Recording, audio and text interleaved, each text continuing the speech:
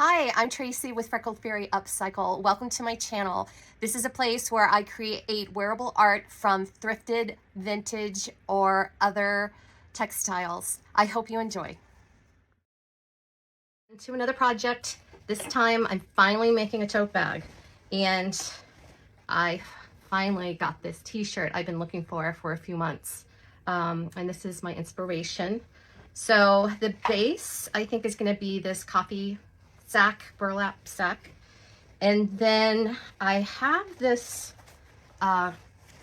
thrifted leather. I'm not sure which color would go. I'm leaning towards the orange, but I'm not sure. And then I'm going to use some accent fabrics, butterflies, of course, roses, of course. I might use a little of this.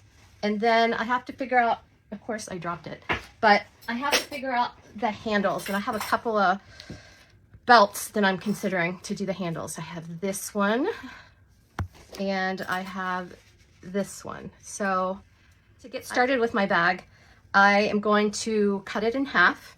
I'm going to leave this awesome fringe on the outside. Then I'm going to take Frida and cut her out, put some interfacing on her, figure out where I want her to be placed, and then I'll do a zigzag stitch around the outside to adhere her to the bag. A little trick to get a straight line is to clip at the end and pull the string through the burlap, and then you have a straight line to cut down. Let's have a chat about interfacing. The one I used on this bag is the iron-on interfacing. It's nice and light, however, it gives the fabric some stability when you're trying to sew it. I use this usually on any kind of fabric I'm cutting out to use as a applique for my shirts or other bags or whatever I'm making. It makes the fabric easier to work with. So you're gonna wanna use this side, I don't even know if you can see it, with the bumps on it. That's got the kind of glue stuff on it. So you're gonna put, your fabric is gonna go on there. And then I typically, if I'm gonna have to go over the edge, I put parchment paper on top of it before I start ironing. And then what you're gonna do is you're gonna like put it down, hold it for like 10 seconds, put it down, hold it for 10 seconds, and you just kind of work your way around the fabric.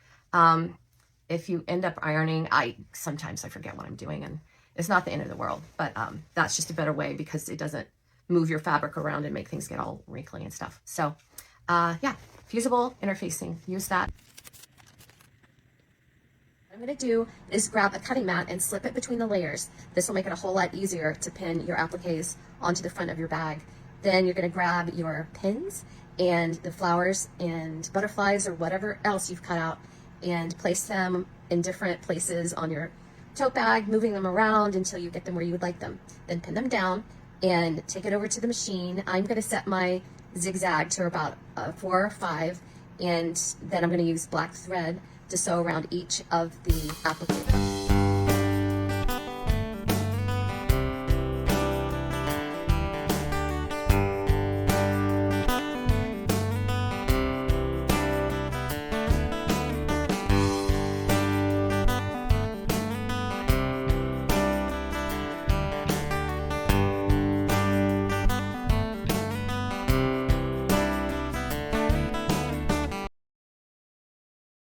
So I made this insert, and I'm gonna kind of put it in here and then pin it a little shorter than the bag, just like I said, so that the insert, which is very heavy fabric, will take most of the weight of when I put stuff in the bag. And I will line it with some pretty fabric, so ignore this. Nice and sturdy now. I feel good about putting stuff in it, and the back, the bottom, not breaking out.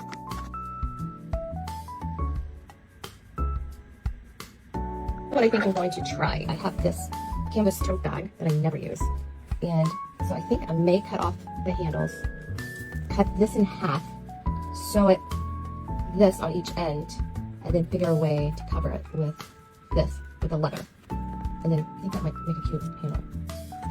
So once I have the strap sewn to this belt, I cut the leather, kind of the width I wanted, and I pinned it together with these clips, which I love these things so much. And then, a straight stitch, which I used, some heavy thread and leather needle. And then once I've sewn that up, I will trim this a little more so it's even on both sides. Do something different other than a zipper closure. So I'm going to use this shirt and the button area to make the top of the lining so I can close the tote bag. I'm also going to cut out the pockets to use on the inside, or you can put your lipstick in there, you can put a key fob in there. So I thought that would be cute too. So what I'm going to do is measure this top part on both sides, because there's a pocket on both sides, and cut it, measure all the way down so I have a nice piece of fabric at the top, and then I will have my pocket to cut out. And yeah, so let's see how that goes.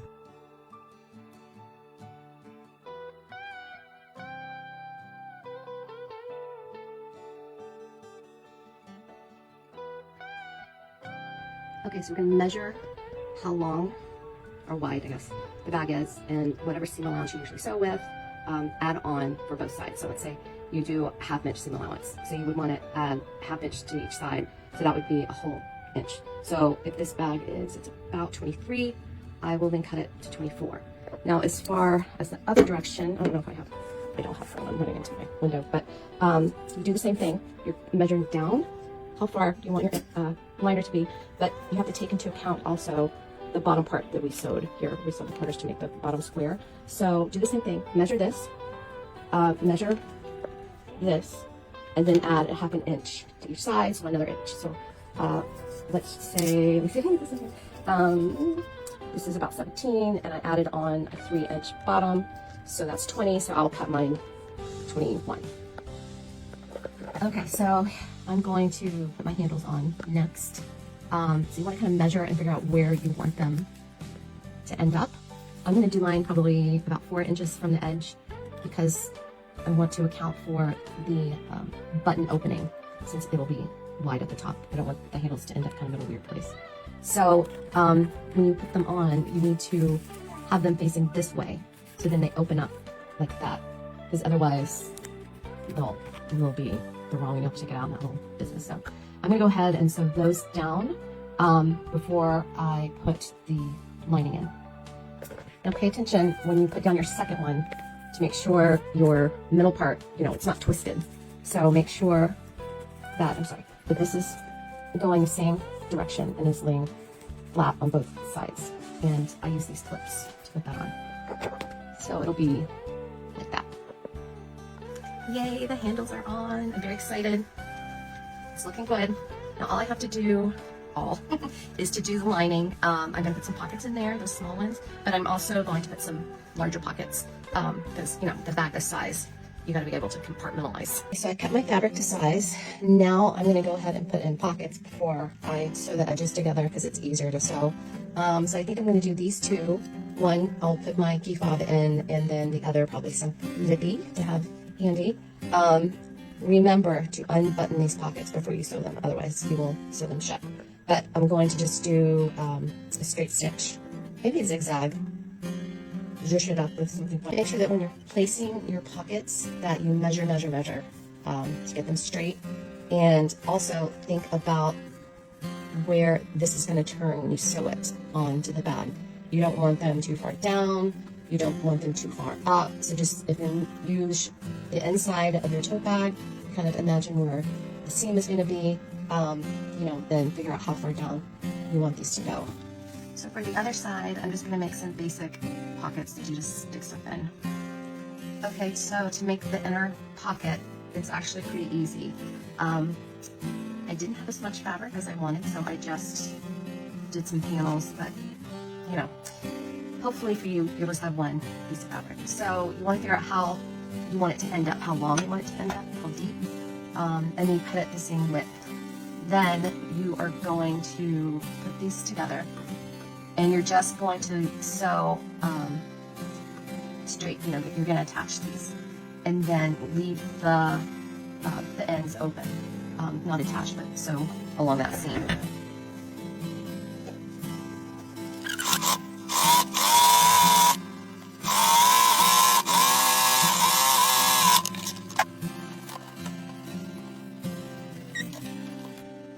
Okay, so now you're going to have a soft lining pocket situation.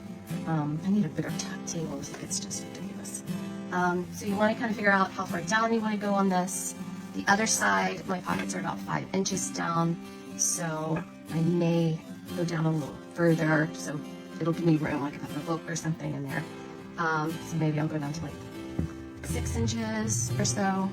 You can still leave the edges, or if you feel like it and want to, you can just do a quick stitch down the sides.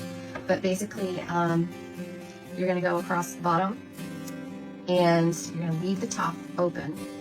But then you're going to decide how wide you want your stitches to, your holes to be for your pockets. And then you'll go a straight down stitch from there.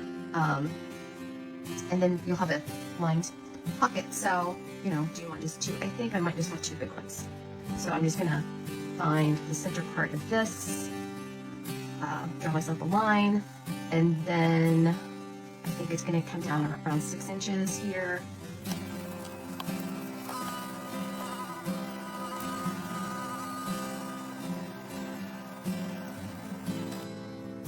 Okay, it's time to sew this together.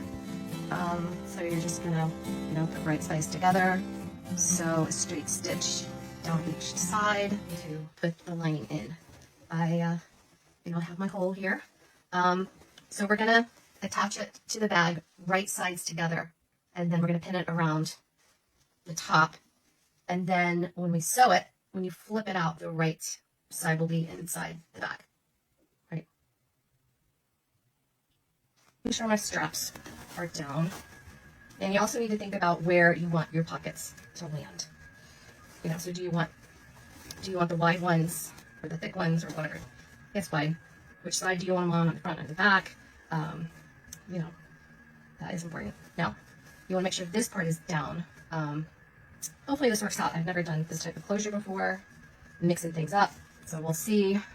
You're going to line up your seams. So the inside seam with the lining seam, and you're going to do that on both sides. And then I'm going to use my little clippies and go around the whole thing. I'm going to set this up as well, seam to seam. So I got this all clipped together, and now I'm turning it wrong side out because I'm going to make sure I don't go over that seam line.